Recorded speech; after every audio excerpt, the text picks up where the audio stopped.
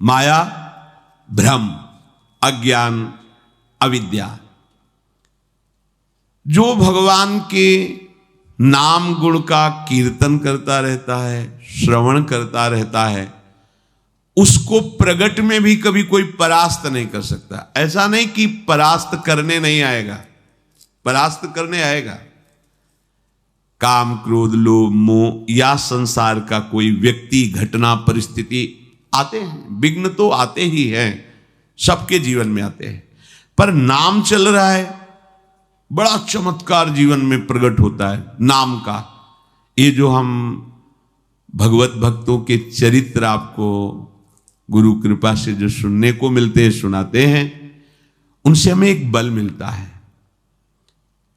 वो एक छोटी जीवनी की धरा से एक भगवत स्वरूप स्थिति को प्राप्त होते हैं।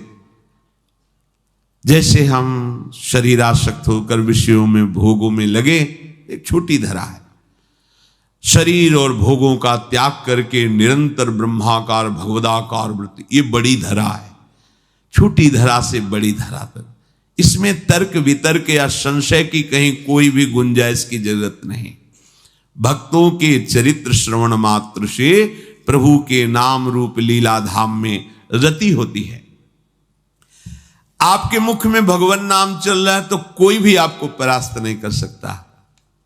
बड़ी महिमामयी इस महाभागवत की बात है। सुधन्वा जी, ये एक चंपापुरी नाम का राज्य था। वहां के राजा हंसध्वज जी थे, उनके पुत्र थे श्री सुधन्वा जी।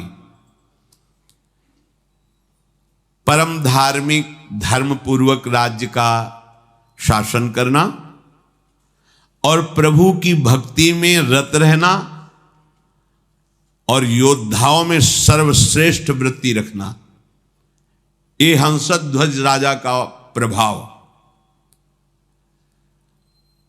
पूरी प्रजा को अपने पुत्र की तरह पालन करना। राजा पूरे देश का पिता है और प्रजा पुत्रवत राजा के द्वारा पोषित होती है।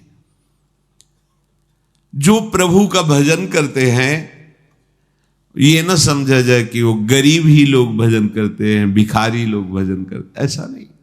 ये प्रभु का भजन जो करते हैं वो गरीब नहीं है, जो प्रभु का भजन नहीं करते वो गरीब है।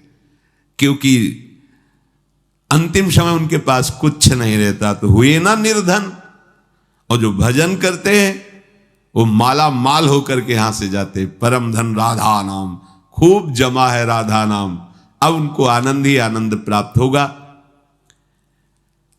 तो ये उस समय की बात है जब महाराज युधिष्ठिर अश्वमेध यज्ञ कर रहे थे। प्रद्युम्न, सात्यकी आदि असंख्यों महारथी योद्धा द्वारिका से सहयोग के लिए आए हुए थे। घोड़ा छोड़ा जाता है, जिस राज्य से घोड़ा जाता है तो घोड़े का पूजन करके नमस्कार कर लिया तो मतलब वो राजाधीन है, और अगर घोड़े को पकड़ लिया तो मतलब युद्ध होगा, तब आगे बढ़ा जाएगा। जे ही गुप्तचरों ने हंसध्वज राजा को समाचार दिया कि महाराज युधिष्ठिर का अश्वमेध यज्ञ का घोड़ा आपकी राज्य सीमा में प्रवेश कर चुका है, उनको बहुत आनंद हुआ। अहो भाग्य, जिनकी हम आराधना कर रहे थे भगवान जरूर दर्शन देंगे, क्योंकि ये पांडवजन महाभागवत है और इनको जरा भी कोई कष्ट देना चाहे तो भगवान व्याकुल होकर उपस्थित हो जाते हैं। गुप्तचरों से पूछा कि क्या भगवान श्री कृष्ण भी हैं? बोले उनके तो दर्शन नहीं हुए, पर हां द्वारिका की सेना भी उपस्थित है, तो उनका दर्शन जरूरी है। वैसे अगर वो होते तो घोड़े का पूजन करते और प्रभु के दर्शन कर लेते, पर प्रभु नहीं है तो अब दूसरा उपाय करना पड़ेगा दर्शन के लिए।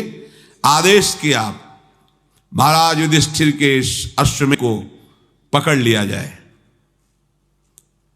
पकड़ लिया गया। जे ही पकड़ा गया तो अब इतने महान महान महारथी, साथ में अर्जुन जी भी हैं, सात्विकी जी हैं, प्रद्युम्न जी, बड़े बड़े महारथी। हर्षपूर्वक युद्ध का जयघोष किया गया। हंसध्वज जी ने आदेश कर दिया तत्काल सेना उपस्थित हो।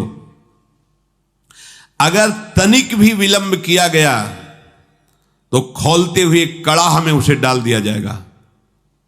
नगाड़े की ध्वनि पूरी होते होते पूरी सेना नगर के बाहर आ जानी चाहिए। ऐसा सावधान भी रहते हैं सैनिक, कभी भी राजा का आदेश हो जाए। स्वयं बड़े गजराज पर चढ़कर हंसध्वज भगवान श्री कृष्ण को प्रणाम करके मानसिक और अर्जुन से युद्ध करने के लिए आगे बढ़े। पूरे सैनिक सब तत्काल तैयार हुए, क्योंकि राजा की आज्ञा थी अगर विलंब हुए तो खौलते हुए तेल के कड़ाह में डाल दिया जाएगा। सब ठीक समय पर उपस्थित हो गए। वहां एक भयंकर अग्नि के उसमें बड़ा कड़ाह रख करके तेल खोलाया गया, कोई विलंब ना हो, अगर होगा तो डाल दिया जाएगा। जितने भी वीर योद्धा थे सब उपस्थित हो गए, लेकिन राजा के पुत्र जो सुधन्वा जी थे, ये बड़े भगवान के नाम जापक भक्त थे, हर समय नाम जप करते रहते थे। जे ही आज्ञा हुई अस्त्र शस्त्रों से सुसज्जित हुए। पहले तो माता जी के पास गए, उनको प्रणाम किया और कहा, मां आज हमारे जीवन का परम लाभ उपस्थित हुआ है, क्योंकि आज मुझे अर्जुन से युद्ध करना है। वो भगवान के परम प्रेमी भक्त हैं। आज युद्ध कौशल के द्वारा उनको मैं तृप्त करूंगा, और ऐसा तृप्त करूंगा, उनको ऐसे व्याकुल करूंगा कि उनके सारथी का हमारे ऊपर नजर पड़े और कृपा दृष्टि पड़े। उनको आना पड़ेगा, पर हो सकता है हम वापस ना आएं। इसलिए आपसे आशीर्वाद मांगते हैं कि मेरे मन की जो कामना है कि अर्जुन को तृप्त करूं, भगवान का साक्षात्कार करूं, वो पूर्ण हो। इसके बाद माताजी को प्रणाम करने के बाद जब आगे बढ़ने लगे तो माताजी ने कहा, बेटा बड़े बड़े ऋषि मुनि जिन भगवान श्री कृष्ण का रात दिन ध्यान और गुणगान करते हैं, मुझे तो उनका दर्शन होना संभव लगता है,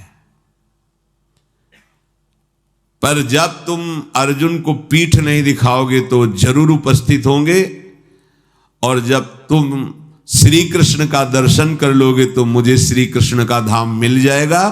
क्योंकि शास्त्रों में लिखा है जो भगवत साक्षात्कार कर लेता है तो 21 पीढ़ियां भगवत धाम को जाती हैं। तो मैं तो नहीं देख पाऊंगी, पर भगवान के धाम को जाऊंगी, पर पीठ मत दिखाना। जाओ, हमारा आशीर्वाद है, विजयी हो। विजयी तुम्हारे मन में जो कामना है उसकी पूर्ति हो। सुधन्वा जी भी निकले तो उनकी बहन जी आई, तिलक लगाया, आरती की, विजय की कामना की। आगे बढ़े तो अभी कुछ ही समय पहले ब्याह हुआ था। प्रभावती नाम की पातिव्रत धर्म से युक्त पत्नी थी। मुस्कुराती हुई सामने आई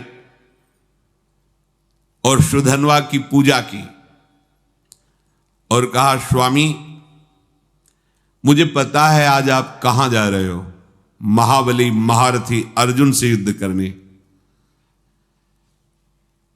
मैं जानती हूं कि जहां तुम जा रहे हो वहां से वापस आना असंभव है, जानती हूं, पर इतनी तो कृपा कर दो कि आपको जलांजलि देने वाला कोई होना चाहिए। अभी कुछ ही समय पहले ब्याह हुआ था। सुधन्वा ने कहा, तुम धैर्य रखो, श्री कृष्ण के बल से मैं अर्जुन को परास्त करके शीघ्र ही वापस आऊंगा। प्रभावती ने कहा, नाथ आज तक हमने ऐसा नहीं सुना कि जो श्री कृष्ण से मिलने के लिए गए हों फिर वापस लौटे हों। शास्त्र प्रमाण है, बड़ी गूढ़ बात कही। जो श्री कृष्ण से मिलने गए हों और वापस लौटे हों, ऐसा आज तक प्रमाण नहीं मिला।